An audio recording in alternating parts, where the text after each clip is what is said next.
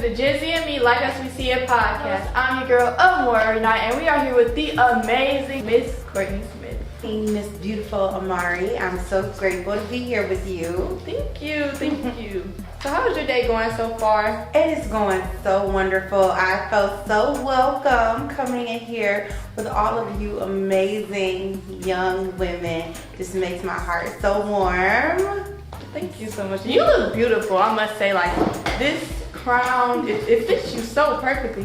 Thank you so much. You're beautiful as well. And I see your invisible crown that you wear every single day. Okay, get into it. So first, can you tell me about your job? Yes, so in my day job, I have the privilege of leading a youth organization where I serve incredible young people who drive systemic change in their community that may have experienced some challenges such as like housing insecurity or looking for belonging, but they're super amazing and brilliant and they're doing great work in the community. But we also provide housing.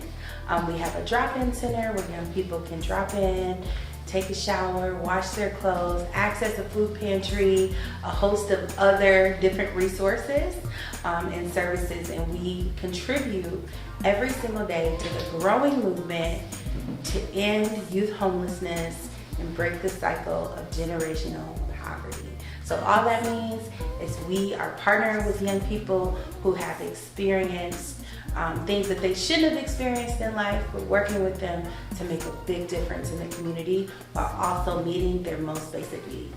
Oh my gosh, she's truly doing God's work right now. Like, this is what we need. This is what every city in America needs right now. And it's just like so amazing. What inspired you? Like, what created a thought process that you wanted to pursue this type of work?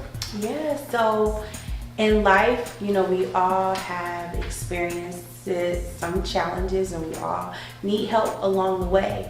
But when I was about your age, I experienced some challenges of my own. I experienced housing insecurity of my own due to just some familial differences and conflicts at home. And I was living in a shelter and I couch surfed and I had just some housing insecurity. And as I got older, I was able to connect with young women, just like women mentors that you have here at the Kirby Girl Project that poured into me, that saw great potential in me and really helped me to get on a path of stability, right? And so I went on to college. Being in college, being from Detroit, everybody's talking about this Detroit is coming back. I had people in college asking me questions about Detroit, but I knew that young people were being left out of the narrative, right? Like, we can't create a robust city without young people. And so I thought to myself, wait, there's still a big need in Detroit. And so I made a commitment, right, to give back to my community based off my education in social work and sociology, and then also just seeing a great need in our community, but then knowing that I could make a difference based off my own lived experience. It felt like it was my responsibility to be the person that I needed growing up. Amen to that. So, like, I have a lot of different questions for you, so I had to write it down because there was so much going through my head. Come on, so give it to me. You know I am. So, what was there, have you ever had like a specific moment where you felt like you just needed to do this? Like, have you met someone that just showed you like, oh my gosh, this has to happen, you can't keep watching this? Yes. So a part of my journey to starting the Phoenix Center was I took a train journey across the country with 25 other young leaders back in 2016, and I was in Milwaukee, and there was a young lady that I went to interview because in every city I stopped in, I traveled to 6 different cities. I interviewed young people and I asked them what they needed. And what I learned was what the adults were saying that the young people needed and what the young people were saying was completely different. And so I went to one young lady and I went to thank her for her interview, and she said, don't thank me. The best way to thank me is to go back to your own community and do something. And so she challenged me, right? And I accepted her challenge. And so I came back to Detroit. I convened a group of young people. I convened a group of adults. And I shared what I learned on my train journey. But what really was a pivotal moment in my life was the day that the Detroit Phoenix Center opened. I learned that my youngest brother, who was just a teenager himself, he died by suicide. And yes, rest in peace, Blair. Rest in peace, Blair. Yes, he is with us in spirit. But what I learned was mental health for teenagers is super important, right? And it looks different for everyone. And there's not a specific look, right, to mental health. And so what I wanted to make sure was that Detroit Phoenix Center was not only providing basic needs, but we were meeting the needs of the holistic needs of young people, and that we were putting an emphasis on mental health and wellness and learning, right? There's no face to depression, right? Yeah. There's no specific face, right, to mental health challenges, but to work with young people to ensure that they have positive mental health. And so my brother, I say all the time, my brother Blair is my Phoenix. It went from being a passion project that I just wanted to do while I was working full time to me saying, nope, I want to dedicate my life, I want to dedicate my service in honor of my youngest brother, who believes so much in the work that I was doing. And just was not well enough to see it come into fruition. So. Yeah. So can you just give a brief explanation on what it is? Yes, so Detroit Phoenix Center is a high impact nonprofit organization that provides critical resources, support, and a safe nurturing environment to young people who may be experiencing housing insecurity or instability within their home and looking for a place to belong. We provide wraparound services such as housing. We operate a drop-in center, and we partner with young people, dynamic young people with lived experience, to contribute to the growing movement to end youth homelessness and break the cycle of generational poverty. We have another 2 sections coming up that I'm not going to be asking you, but one of the other Curvy girls are going to be asking you. We absolutely love her. We love you. I'm just so grateful that you came out here today just to come speak to me. Speaking to me, and listen, Miss World Universal. It's speaking to me, y'all. So y'all know that I have to be blessed. I'm so thankful for everything that you're doing right now. The community needs you. We love you. You're just so amazing. Aw, well, thank you for having me. I feel so honored to have this conversation with you, and you are filling me up as well. Just seeing you in this seat is oh my goodness, you are going to go so far. Thank you. Okay, with that being said, thank you for watching the Gen Z and Me Like Us We See It podcast. This is the intermission, and it's coming up right now for the next section where we have Miss Gracie interviewing Miss Courtney, U.S. World Universal. I always thought about harming myself. I'm shy. I struggled with making friends. I never thought I could do anything. I have extremely low self-esteem. Lately, I've been eating my pain away. Just throw it back up. I've been struggling to lose weight.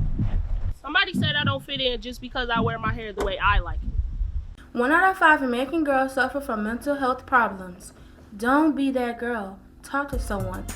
Those thoughts I had are long gone, for I have a future I need to get to. In order to get better, I had to do better. I learned how to make friends. I believe in myself. That's when everyone else did, I set an example. Instead of me eating everything, I started watching my calories. The weight is falling off. I wanted to change my hair, but I decided it was for me. It's for me. A PSA from the Curvy Girl Project. Hi, my name is Gracie, and welcome to the Gen Z and Me Life as We See It podcast. Today I'm your host, and here I have with Miss Courtney Smith.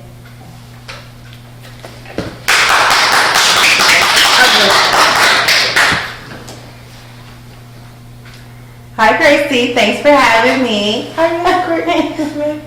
So today I will be asking you some questions. My first question is, how did you become involved with pageants? Well, I became involved in pageants kind of like an accident. I was on sabbatical. I was one of 9 executive CEOs of organizations that was granted a fellowship to take some time off work to rest and to explore other passions. And one of my other passions that I explored while I was on sabbatical was reading. And so I was reading a book by Tabitha Brown that said a new thing. And every day she challenged us to do something different. And a couple years ago, a seed was planted for me with pageantry from a friend that was doing it. And I was like, no way, this is for me. And then it just came across my timeline when I was on sabbatical. And I said, maybe I should try this. Get myself out of my comfort zone. By nature, I am a very reserved person. Very much an introvert. And so in my leadership role, I have to be out in the community often. And so I was like, this will help me, right? To get outside of my comfort zone, to grow, to do things I've never done before, but then also to tap into other passions that I have enjoyed in my youth, such as being on stage, performance, uplifting other people. So all of those things contributed to my decision, right, to join pageantry. As an African American plus size girl, how do you feel? I feel amazing. And that's why I continue. So the very first pageant that I did was a pageant specifically for plus size women that was looking to change the face of pageantry, to have a platform to show that women can do all things, right? You can be big, you can be bold, you can be beautiful. Your size does not determine, right, what you can do in life. And then also so mainstream media can see women who are accomplished, that are celebrated, and that are of bigger bodies. And it is okay. So that was the first pageant that I did. And it was focused on sisterhood and service. And they were looking for women in the community who were accomplished, who were already leaders, and that wanted to really amplify, right, to push their impact even bigger. And so that pageant was an international pageant where there was women from all over the world who came to compete, from Brazil to South Africa, from Europe, just all over. And so that was my first ever time participating in the pageant, and I decided to do an international pageant. And so after that pageant, I had great success. I made it into the top 6. I won Best in Interview, the Queen of Connections. I placed as an international role model, and I was in the top 3, second, third runner up for the international title. And that was my first time ever doing a pageant before. And so after that, I said, okay, I don't know if I want to do this again, but it was awesome. But then another queen that was in the Miss Universal system, I remember had planted a seed for me. And so she told me about her system, which was not specifically a plus size pageant. It was a pageant for all women, no matter what your size is. And so I decided to compete in that pageant because of their values as well of sisterhood and service and philanthropy and diversity really resonated with me. And so I decided to do that pageant, my second time ever competing, and I won the national title in October. And so pageantry is, a lot of people think about pageantry as beauty. That is a part of it. We're all beautiful. You're beautiful. Absolutely beautiful, right? Inside and out. But pageantry in this generation has really come into, what are you doing for your community? How are you making a difference beyond wearing a pretty dress, right? Wearing nice clothes and all the vanity. What is on the inside of you? And how does that shine?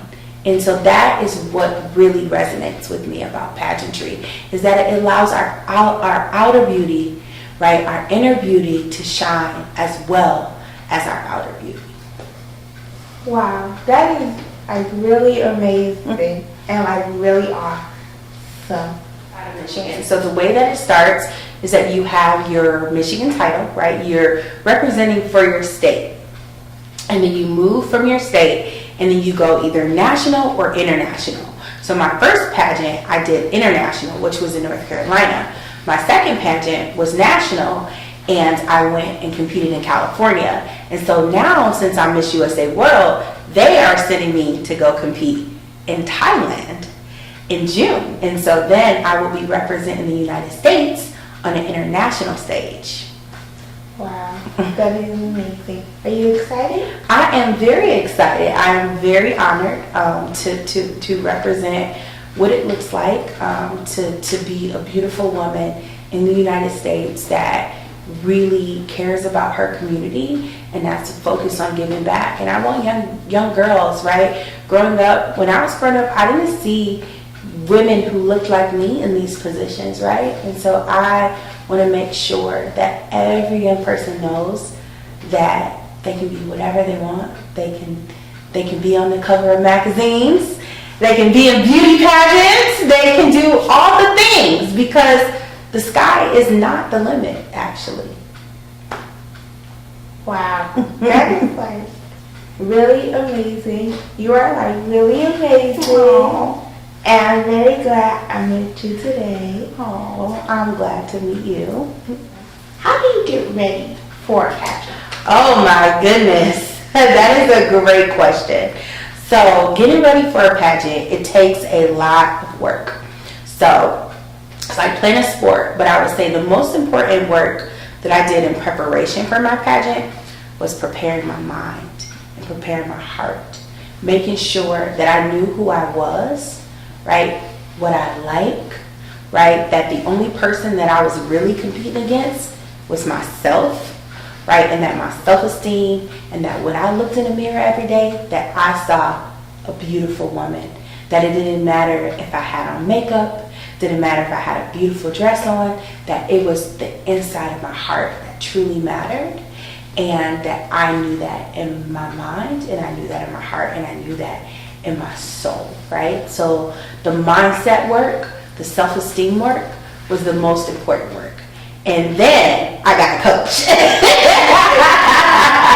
I got a coach, and my coach helped me with the pageant walking, because there is a walk, right? The pageant walking helped me with my wardrobe, right? Went through interview questions because they say the pageant is won in the interview. And so interview is all about getting to know you, being authentic 100%.